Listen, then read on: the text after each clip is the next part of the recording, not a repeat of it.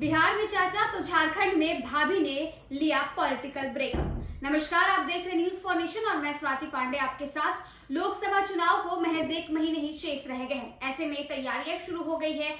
NDA में जो है सीटों का बंटवारा भी हो गया है और अब इंतजार है तो महागठबंधन में भी सीटों का बंटवारा जल्द ही हो जाएगा, ऐसे महागठबंधन के तमाम जो नेता है उनका कहना है। लेकिन इस लोकसभा चुनाव के पहले ही हर एक दलों को बड़ा झटका भी लगते नजर आ रहा है। अगर हम बिहार की बात करें तो बिहार में एनडीए को झटका लगा क्योंकि पशुपति पारस खफा हो गए और एनडीए से खुद को उन्होंने अलग कर लिया। तो वहीं अगर झारखंड की बात करें तो झारखंड में भी हेमंत सोरेन की भाभी ने जो है वो उन्होंने जेएमएम का साथ छोड़ दिया और वो बीजेपी में शामिल हो गए। तो देखिए, लोकसभा चुनाव से पहले यूं रूठने और मनाना का खेल तो जो है वो जारी रहेगा। ब्रेकअप और पैचअप तो होते ही रहेंगे। आखिरकार पशुपति पारस ने एनडीए क्यों छोड़ा और उधर झारखंड में जेएमएम से खुद को सीता सोरेन ने अलग क्यों कर लिया, आइए आपको बताते हैं। लोकसभा चुनाव 2024 के पहले तेजी से बदलते राजनीतिक परिदृश्य के बीच एक ओर जहां आपने बिहार में अपने ही भतीजे को ज्यादा सम्मान मिलने से पशुपति पारस ने एनडीए से रिश्ता तोड़ लिया, तो वहीं झारखंड में पूर्व मुख्यमंत्री हेमंत सोरेन की भाभी सीता सोरेन ने भी झारखंड मुक्ति मोर्चा की प्राथमिक सदस्यता से त्याग पत्र दे दिया।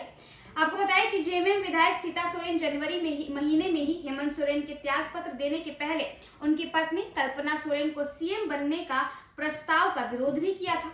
सीता सोरेन के विरोध के कारण ही शिबू सोरेन परिवार से बाहर चंपई सोरेन को पार्टी ने मुख्यमंत्री बनाने का फैसला लिया था।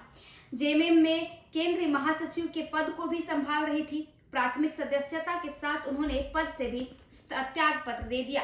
सीता सोरेन ने जेएमएम प्रमुख शिबू सोरेन को लिखे पत्र में कहा है कि उनके पति दुर्गा सोरेन झारखंड आंदोलन के अग्रणी योद्धा और महान क्रांतिकारी थे।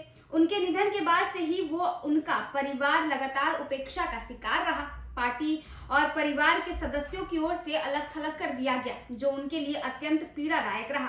विधायक सीता सोरेन ने कहा कि उम्मीद की थी कि समय के साथ स्थितियां सुधरेंगी, परंतु दुर्भाग्यवश ऐसा नहीं हुआ। झारखंड मुक्ति मोर्चा को उनके दिवंगत पति दुर्गा सोरेन ने अपने त्याग, समर्पण और नेतृत्व क्षमता के बल पर मजबूती प्रदान करने का काम किया था। लेकिन उन्हें ये देखकर गहरा दुख होता है कि पार्टी अब उनके लोगों के हाथों में चली गई है, जिनके दृष्टिकोण और उद्देश्य उनके मूल्यों और उनके आदर्शों से मेल नहीं खाते हैं। आपको बताएं कि 3 बार विधायक रही सीता सोरेन ने कहा है कि जेएमएम प्रमुख शिबू सोरेन यानी उनके गुरुजी बाबा के सभी को एकजुट रखने का अथक प्रयास किया।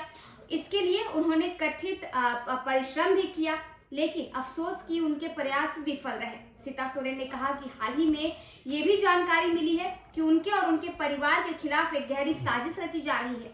इससे वो अत्यंत दुखी हैं, इसलिए उन्होंने जेएमएम और इस परिवार को छोड़ने का फैसला लिया। इतना ही नहीं, सीता सोरेन ने शिबू सोरेन को भेजे अपने त्याग पत्र में यह भी लिखा है कि मैं अपनी प्राथमिक सदस्यता से इस्तीफा दे रही हूं और आपसे निवेदन करती हूं कि मेरे इस्तीफे को स्वीकार किया जाए। मैं आपका और पार्टी का हमेशा आभारी रहूंगी और मेरी शुभकामनाएं सदैव आपके साथ रहेगी। तो देखिए, एक तरफ जेएमएम को छोड़ा सीता सोरेन ने बीते दिनों और अब जो है उन्होंने बीजेपी का दामन थाम लिया है। तो देखिए, एक तरफ बिहार एनडीए में सीटों का बंटवारा हो जाता है। बीजेपी के हाथ में 17 सीटें आती हैं, जदयू के हाथ में 16 सीटें आती हैं, तो वहीं लोजपा रामविलास यानी चिराग के हाथ में 5 सीटें आती है और घंटी बजाते रह जाते हैं चाचा पशुपति पारस। जिसके बाद बीते दिनों दिल्ली में उन्होंने प्रेस कॉन्फ्रेंस किया और उन्होंने अपने मंत्री पद से इस्तीफा भी दे दिया। साथ ही साथ जब वो बीते दिनों पटना जो है पहुंचते हैं तो लगातार मीटिंग करते हैं, लेकिन उस मीटिंग में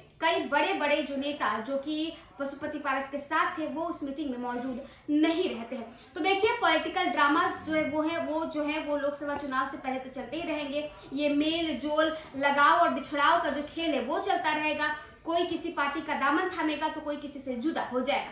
फिलहाल इस वीडियो में बस इतना ही। आप देखते रहिए न्यूज फॉर नेशन।